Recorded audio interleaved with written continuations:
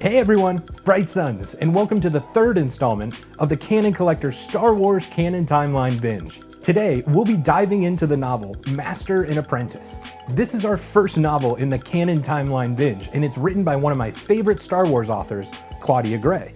I decided to follow my lead from Dooku Jedi Lost, and not only did I read this novel, but I also listened to the audiobook. I got my copy of the audiobook on Audible, and I was also able to pick up a hardcover copy at a local book retailer. Claudia Gray actually released a list of actors that she used to envision the new characters that we meet in this novel. So you may see some familiar faces as we dive into the plot recap.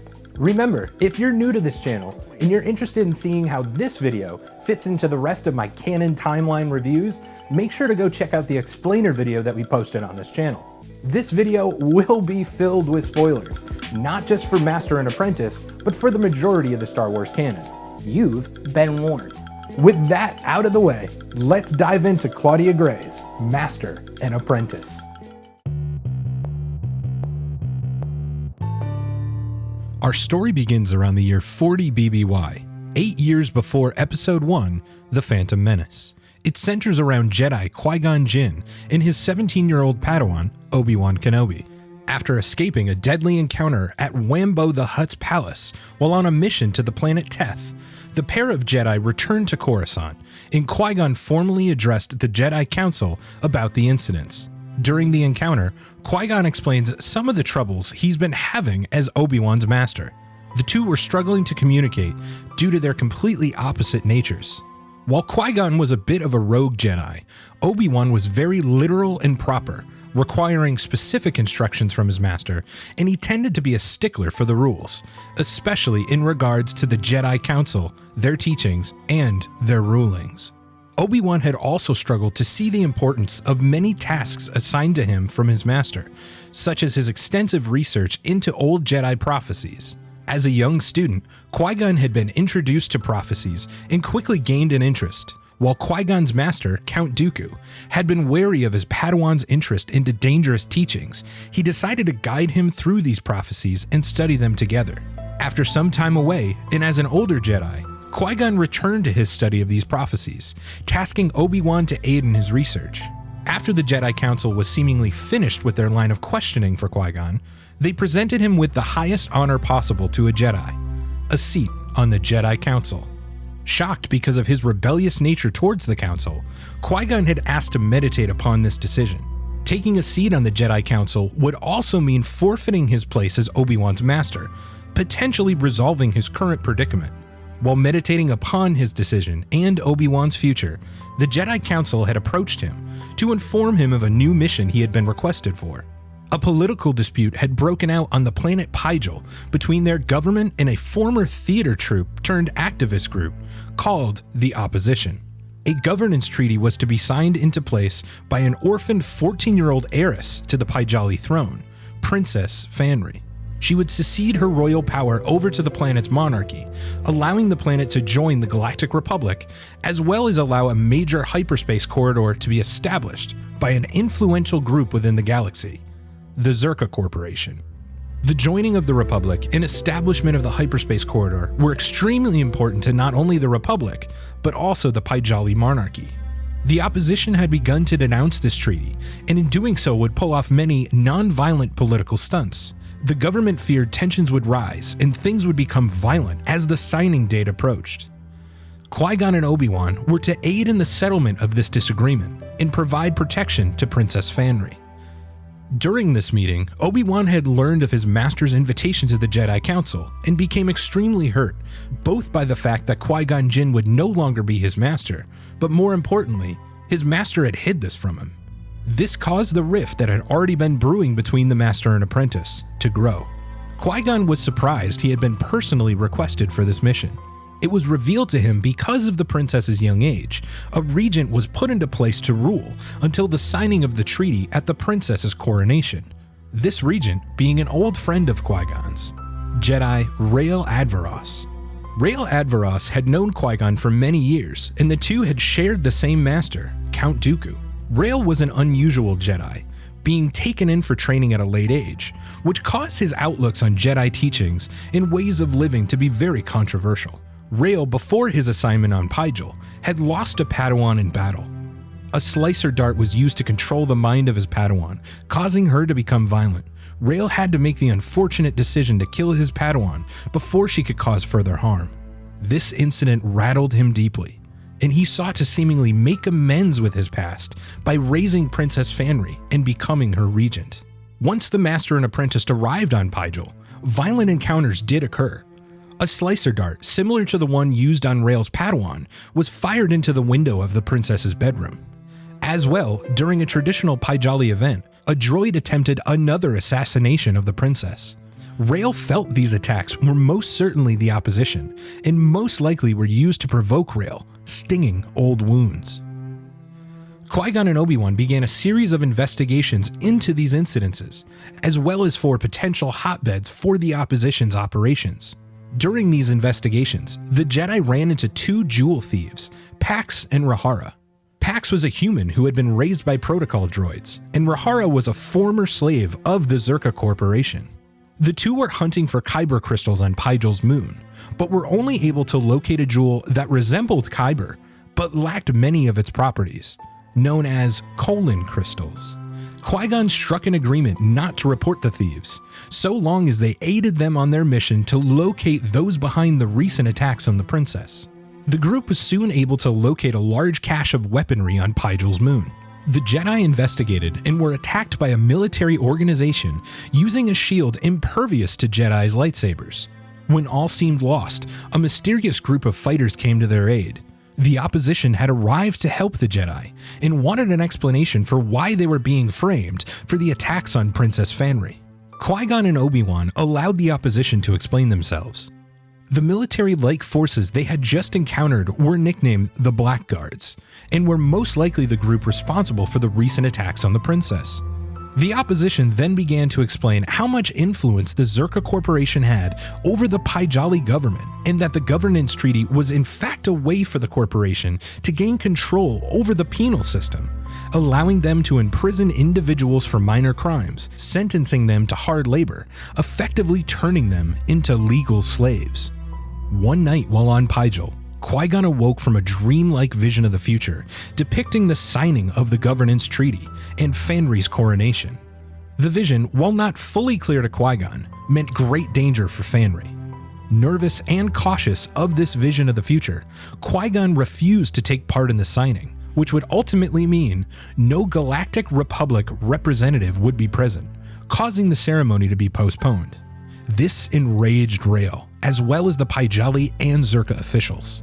Obi-Wan was still bitter towards his master's attempt to hide the Jedi Council position from him, as well as his ever-growing obsession with the Jedi prophecies. Qui-Gon's recent visions hadn't helped Obi-Wan's confidence in his master's current mental state. Nervous of his defiance of the Republic's requests, Obi-Wan would eventually contact the Jedi Council for a resolution. While unorthodox, Obi-Wan would be assigned to take Qui-Gon's place, meaning the ceremony could continue with or without him involved. While rightfully upset with his Padawan, Qui-Gon eventually came to accept Obi-Wan's reasonings and allowed the ceremony to continue without his direct involvement. The Jedi, aided by Pax and Rahara, would return to investigations, looking deeper into a Zerka Corporation mining facility in an attempt to locate the Blackguards. The Blackguards did arrive to raid the facility of colon crystals during their investigation, and another skirmish broke out. In an attempt to rescue the Jedi, Rahara piloted her ship towards them, only to crash land. Zerka droids investigated the wrecked ship and identified her as a runaway slave, taking her back into their custody. Pax became devastated by this news, as did the Jedi, realizing their strong arming of the jewel thieves had put them into serious danger. Qui-Gon made attempts to purchase her freedom directly from the Zerka Corporation, to no such luck. The only way to free Rahara would be to break her out of the Zerka facility she had been brought to. Pax eagerly agreed to help. With just a few days away from the princess's coronation and the signing of the governance treaty, the leader of the opposition decided to turn herself in to the Pygali authorities. She was brought in front of Pygali officials, as well as the Jedi and his apprentice. The opposition had prepared a datapad only accessible to Qui-Gon, with information on a Blackguard base on Pygel. Rael, Pijali officials, and the Jedi set out to investigate. To their surprise, the base was completely empty of life, but filled with weapons, as well as the same anti-lightsaber shields the Jedi had previously encountered with the Black Guards. Qui-Gon soon suspected somebody had tipped off the terrorist group, and his suspicions turned towards one of Fanry's royal guards. With no solid proof, the Jedi had to proceed as normal. The day of the coronation and signing soon arrived, and although wary of his visions, and mostly for his Padawan's safety, Qui-Gon allowed the ceremony to proceed. While not taking official part in the ceremony, Qui-Gon felt it best to attend the event to provide protection if his visions did indeed come true.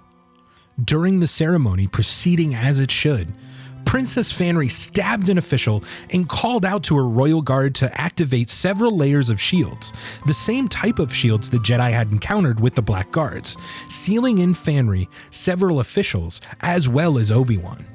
Fanry's guard held Obi-Wan at blaster point as Fanry addressed the crowd. She stated how this treaty would only benefit Zerka Corporation and remove her royal power. Zerka Corporation will own Pijal no more, she said as she dubbed herself as the rightful queen. Qui-Gon, seeing his vision play out in front of him, rushed to the shield, desperately trying to break through, as Fanry gestured to have Obi-Wan killed. Left to no other option, Obi-Wan ignited his lightsaber, thinking it would be useless within the various shields.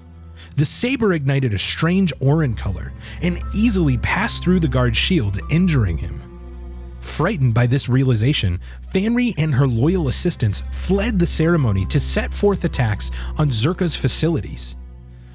The Jedi soon realized that not only was the princess in charge of the Black Guards, but she had tampered with Obi-Wan's lightsaber, swapping out the Kyber crystal to what they thought would be a useless colon crystal. This proved to be a mistake, as it was the only thing able to penetrate their shields.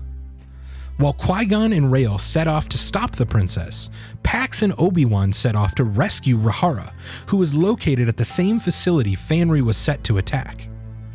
Pax snuck into the Zerka facility as Obi-Wan piloted a ship for their escape. Pax located Rahara, who refused to leave alone, instead leading a slave uprising.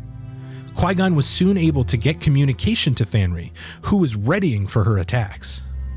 He pleaded with her not to attack the Zerka facility as a slave uprising had been occurring, something she would have been happy to see. Instead, power got to her head, and she attempted to proceed with the attacks anyway. However, her formerly loyal subjects refused to put an end to the chaos, allowing the slaves to escape and destroying the facility from the inside. Once the incident was resolved, Princess Fanry agreed to forego her royal powers, and a new treaty was created and signed, giving Pijal a true democracy, abolishing slavery, and establishing a hyperspace corridor. The Jedi would return home to Coruscant, as would Rael, who got a long-awaited holo call before he had left. Count Dooku offered Rael to leave the Jedi Order and come to Sereno to join him, seemingly on the dark side. Rael refused the offer, instead choosing to seek the light. Upon arriving home, Qui-Gon addressed the Jedi Council, not just about his time on Pijal, but more importantly, his decision on whether he would take a seat on the Jedi Council. To the shock of the Council, Qui-Gon turned down the offer, instead seeking a new path and continuing to train young Obi-Wan. Obi-Wan and Qui-Gon happily mended their relationship, moving on together stronger and more understanding than they had before. In the final scene of the novel, we meet up with Obi-Wan, years later, during the time period of Episode 1, The Phantom Menace. Obi-Wan, now a full Jedi Knight, mourns the loss of his master and readies himself for Qui-Gon's funeral. Thinking of his and his master's rough past seemed like a distant dream after the two had blazed a new path of great love and respect. While not fully embracing the prophecies Qui-Gon had believed in, he decided to keep true to a promise he had made Qui-Gon upon his death. Train Anakin Skywalker, the Chosen One. In a final message to Qui-Gon at his funeral, Obi-Wan softly said, "I will train him, Master. I will do everything for him that you would have done. I choose to believe." As we stated in the recap, the majority of this story takes place in 40 BBY, about 8 years before the Phantom Menace, but we do see flashbacks in the story to Qui-Gon's apprenticeship under Count Dooku. A lot of these scenes either directly mentioned or fleshed out some elements that we had uncovered in the audio drama Dooku Jedi Lost. In Dooku Jedi Lost, Dooku makes mention that he and Qui-Gon struggled as master and apprentice in the early years of their partnership. This is mirrored by a statement made by Qui-Gon in this novel. As well, Jedi Lost lays out a lot of the beginning of Dooku and his master, Yoda's, relationship. In a similar vein, their relationship didn't start off on the best terms. I'm starting to notice a pattern, as this also reflects what we know of Obi-Wan and Anakin's relationship during the prequel films.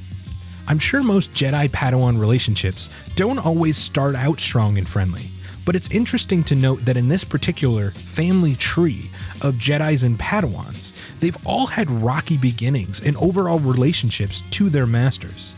This is even true from what we know of Ahsoka Tano and Anakin's relationship, when we finally see Darth Vader and Ahsoka meet for the first time. I feel that this all relates back to some of the struggles of fathers and sons, parent and child, that George Lucas really tried to incorporate in the original and prequel trilogies. Having these rocky mentor-mentee relationships really helped strengthen the idea that Qui-Gon was truly the right master to have trained Anakin Skywalker instead of Obi-Wan. Qui-Gon could have broken this cycle and achieved a much stronger relationship to Anakin than Obi-Wan did.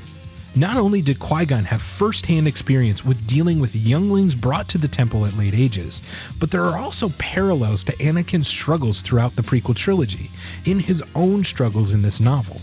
Qui-Gon would have been able to help Anakin navigate visions of the future and understand how to utilize them. Unlike Obi-Wan, who more or less wrote off these visions of the future, just like he did to Qui-Gon on Pijal. In this novel, we also get subtle hints that Qui-Gon had also fallen in love at some point. While even Obi-Wan had a romantic entanglement on Mandalore in his youth, Qui-Gon, with his age and experience, would have been much better equipped to recognize and handle Anakin's love for Padme Amidala. In Master and Apprentice, we learn that if Qui-Gon was going to study the Holocron of Prophecy, Dooku would prefer he do it with his guidance. In Jedi Lost, we have a reference to this, as Dooku offhandedly says the line, "As with the Holocron of Prophecy, I would rather you study such text with my blessing than behind my back." In this novel, we also get a scene where Qui-Gon finds Dooku entranced by the Holocron, becoming almost obsessed with it to the point of concern. I feel that his obsession with the Holocron and prophecies comes from his close relationship with Sifo Dyas, a Jedi plagued by many visions of the future. As well, Dooku had his own vision of the future during a dark side ritual he was forced to take part of as a younger man. We learn more about Sifo Dyas and hear the dark side ritual play out in Dooku Jedi Lost. Within Master and Apprentice, we get several of these prophecies from the Holocron laid out for us, including the complete Chosen One prophecy that we hear about in Episode 1. Only through sacrifice of many Jedi will the Order cleanse the sin done to the Nameless. The danger of the past is not the past, but sleeps in an egg. When the egg cracks, it will threaten the galaxy entire. When the Force itself sickens, past and future must split and combine. A chosen one shall come, born of no father, and through him will the ultimate balance in the Force be restored. Some of the other prophecies we hear are, she who will be born to darkness will give birth to darkness. This is most likely a reference to Leia Organa, having been born of Anakin and birthing Ben Solo, Kylo Ren. When the righteous lose the light, evil once dead shall return. This might be referring to the Jedi Order in the Return of the Sith as we see it in the prequel trilogy. One will ascend to the highest of the Jedi, despite the foreboding of those who would serve with him. In Master and Apprentice, Rael speculates that this prophecy might be referring to Qui-Gon in his offer to join the Jedi Council. However, this is most likely a reference to Anakin Skywalker in Episode 3, Revenge of the Sith, as Anakin had been appointed to the Jedi Council by Emperor Palpatine against the wishes of the rest of the Council. In turn, he was not granted the rank of Jedi Master. He who learns to conquer death through his greatest student will live again. In my opinion, this one is a little less clear. My first thought was that this could be referring to Qui-Gon and his future ability to become a Force ghost voice. It may, however, be referring to dark side users like Darth Plagueis.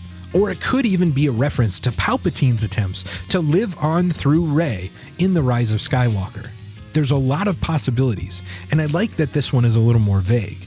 Finally, when the Kyber that is not Kyber shines forth, the time of prophecy will be at hand. While it's more or less obvious that this is referencing the colon crystals that Pax and Rahara had found, it extends to the fact that most of the prophecies that we had just gone through only start to present themselves after the events on Pygel. These are all just my interpretations of the prophecies, and Claudia Gray may have a very different meaning behind each one of these, but that's all a part of why these fascinate me. I really hope that these have more meaning than just the obvious, and that we might get some more of these prophecies referenced in future Star Wars stories. I would really love to see these make their way into the High Republic series, either as the origins of some of these, or potentially alternative meanings to them. History does tend to repeat itself, so this is totally on the table in my opinion. Pax and Rahara mentioned that back in the days of legend, the Sith Empire ruled a portion of the galaxy. This is most likely a subtle nod to the Star Wars expanded universe of non-canon stories, now renamed Legends.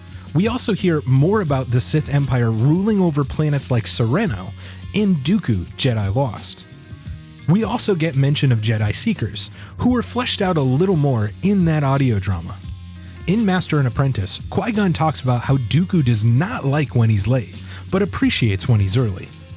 In Jedi Lost, we hear Dooku tell Qui-Gon, "A Jedi is always punctual. Remember that, Padawan."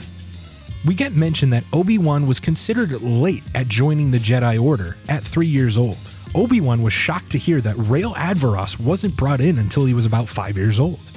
They also make mention that there would never likely be somebody admitted to the Order that old ever again. This is clearly a nod to Qui-Gon bringing in Anakin Skywalker to the Jedi Order at the age of 9. In this novel, we also hear about Obi-Wan's love of flying. This was a little strange at first, as Obi-Wan had been very vocal about his hatred for flying in the Star Wars films. However, we come to learn that while the Padawan may have loved flying in his youth, he grew to hate it after an incident flying a small craft through a ship's corridor during the Zerka slave uprising. We also hear Obi-Wan repeat the phrase, "I am one with the Force is with me," an old saying of the Guardians of the Whills. This phrase was made popular by the character Chirrut Îmwe in the film Rogue One. We also hear Ahsoka Tano use this same mantra in the final story arc of the Clone Wars animated series. During a flashback scene, Qui-Gon speaks with Rael Advaros through a hologram. Rael had been smoking a death stick at a lively cantina on Takodana. This was most likely Maz's castle from the sequel trilogy. The planet Numidian Prime also gets a few mentions in this novel, which can be seen in Solo: A Star Wars Story. This is where Lando Calrissian would typically play Sabacc, and is actually where he lost the Millennium Falcon to Han Solo and his co-pilot, Chewbacca. In this novel, we also get an odd interaction between Count Dooku and Jocasta Nu. Jocasta mentions that it's been a while since we've seen you here in the library. Dooku responds with, "My interests change from time to time." Claudia Gray makes specific mention that Qui-Gon noticed Jocasta frown after Dooku had said that. My first instinct was to go back and check Dooku Jedi Lost for any clues. The only thing I could uncover was that Dooku and Sifo Dyas had gotten in trouble in the Jedi Library, breaking into the Bogan collection, and then punished to do busy work there. This might have been a little jab at him for that, but I highly doubt it. What I was able to uncover is supposedly there were scenes cut from Episode 2 Attack of the Clones, where Jocasta actually mentions that her and Dooku used to be romantically involved. I can't be certain if this is what Claudia was referencing, but it totally lines up. And if this is what she intended, wow, Dooku. That was cold, dude. If there was a Mount Rushmore of Star Wars storytellers, Claudia Gray would absolutely be up there. I am an incredibly big fan of her work, and Lost Stars and Bloodline are actually two of the first Star Wars novels that I ever read. Those two books are what got me started on diving into all the rest of the Star Wars canon. Claudia understands Star Wars like few people do, and this novel definitely shows that. These characters are written absolutely perfect, and it's not at all a stretch to believe that the characters we meet in this book are the same ones we're going to meet in episode 1. My experience was helped by the absolutely incredible narration by Jonathan Davies. Not only does he have a very pleasing tone to his own natural voice and a great instinct for reading stories, but he also impersonated each one of the characters flawlessly. I really do hate calling them impersonations because it's so much more than that. The tone of the voices, the accents, the rhythms, they all fit each character perfectly, down to a minute detail. He really was able to capture these characters, and if I didn't know any better, I would have thought that Ewan McGregor and Liam Neeson were in the booth recording dialogue for this audiobook. As well, each new character that we meet has a very distinct tone of voice, so you're never guessing who is who. When you hear a voice, you absolutely know which character it was associated with. I really enjoyed the tone of voice that he used for the character Rael Averross. I didn't hate the younger southern accent that was used in Dooku Jedi Lost, but I really think that this tone of voice fits this character perfectly, and it feels really natural. Now, the author Claudia Gray used the actor Benjamin Bratt to base the character of Rael off of. Now, I have to be honest, I totally wasn't thinking of him when I was listening to this audiobook, but instead I was thinking more of John Goodman. It sounds a little weird to think of John Goodman as a Jedi, but the more that I listened to this audiobook, the more that we dove into this novel, the more I got to know Rael, the more I actually thought that John Goodman would be a good fit for this character. I'm really interested now in actually seeing what John Goodman would have looked like as a Jedi. I think that that would be really cool, and I honestly think he could pull it off. Now, one of the things when I started reading this novel that had me a little nervous was that Qui-Gon and Obi-Wan were kind of at odds at the beginning of the story. They definitely didn't see eye to eye in episode 1, but you always really hoped that they had a good relationship. Knowing that these two characters butted heads like they did kind of broke my heart. I was a little disappointed when reading this novel that I thought that that was kind of where they were going to lead things heading into episode 1. But I was very, very wrong and very, very thankful that they continued the story the way that they did. It was great to see that these characters developed throughout this story, and honestly, the bond that I now know that they have just makes what we see in episode 1 even better. You can really feel how much these two characters respect and admire each other because of the way Claudia wrote this story. I was legitimately tearing up at the end of the story when we see Obi-Wan give his final goodbyes to Qui-Gon. If it wasn't for this relationship and this dynamic that they had in this book, I definitely would not have had the same reaction. Now, I'm a child of the prequels, so it might not be a shock to know that my favorite character in all of Star Wars is Obi-Wan Kenobi, specifically the younger Ewan McGregor Obi-Wan.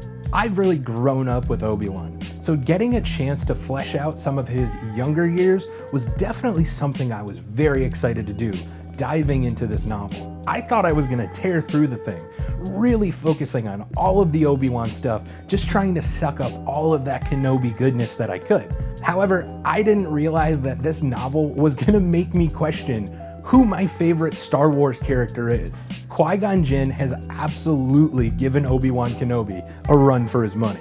When starting this novel, I never realized how much I would truly admire Qui-Gon Jinn, who's one of the most human Jedis that we've ever really gotten a chance to know. Qui-Gon is very different from a lot of the other Jedi that we've met, and in particular in this novel, than Obi-Wan, Yoda, and the rest of the Council, who really hold true to the Jedi teachings, taking them as literally as possible. Having all of this fleshed out, really getting a peek behind the curtain at the Jedi of who Qui-Gon Jinn is, really makes his death in episode 1 that much more heartbreaking.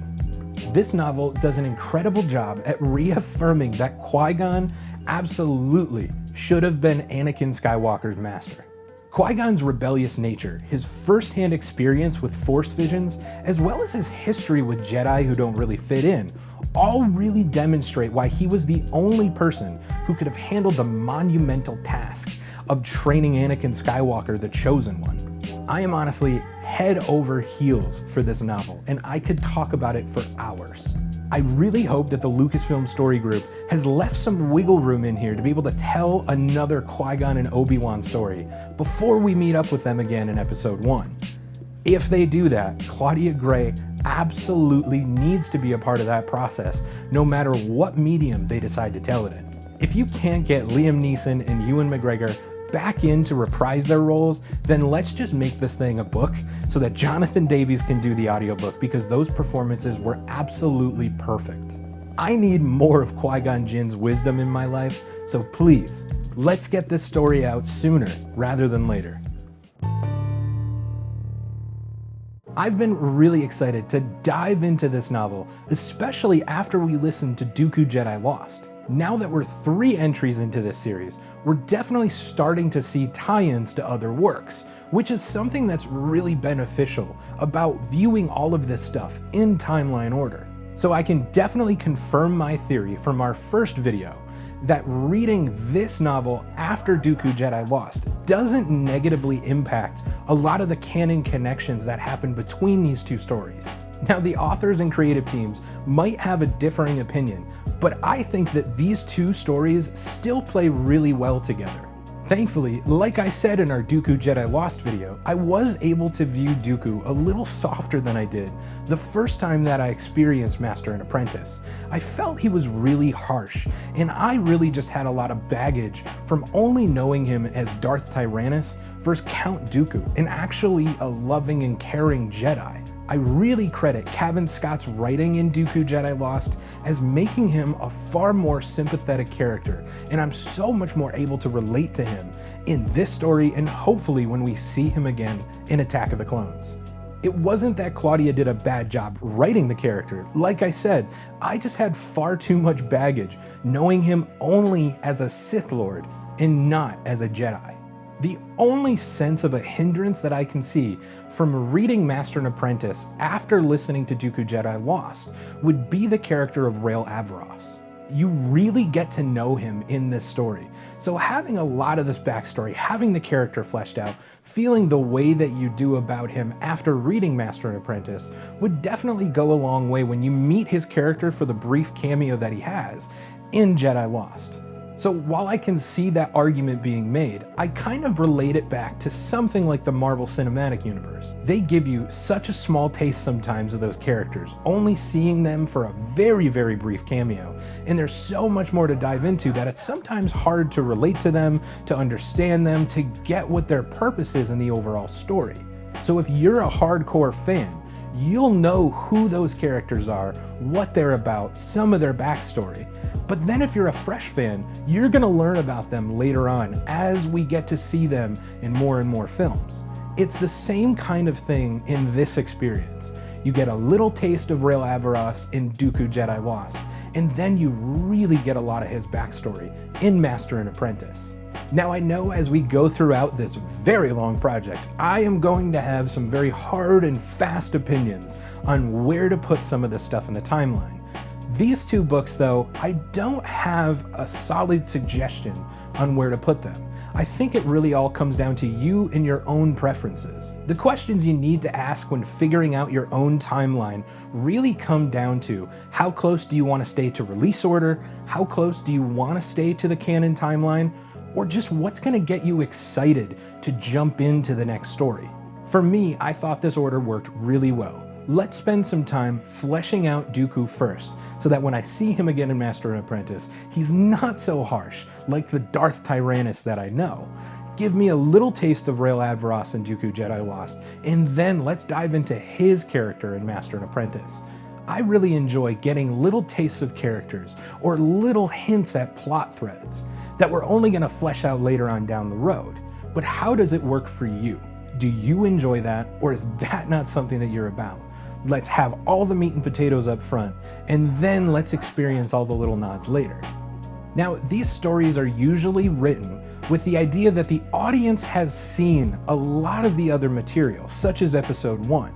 So if this isn't something that you're as familiar with, this might not be the path for you. If you're on the newer side of Star Wars, you really have to ask yourself, which stories do you want to reflect on while you're experiencing another? Do you want to have a more full knowledge of Dooku as you read stories about Qui-Gon?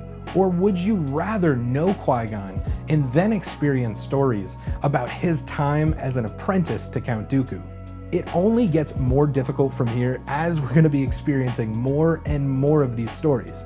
But these are some of the questions I want you to ask yourself when you try to figure out what order of all this material is best for you. Once we get to episode 1, I can totally see kind of a conflict happening for people who aren't as familiar with that film. There's a lot of allusions and parallels that happen in this story that come from episode 1. So if you don't have a full and complete knowledge of that movie, you might miss a lot of things in this story. However, you may just pick them up once we get to episode 1, but I definitely think that they're a little more minor and harder to pick up in this order. Now, for most people, I would recommend you kind of diving into the George Lucas films before you dive into some of this other canon material.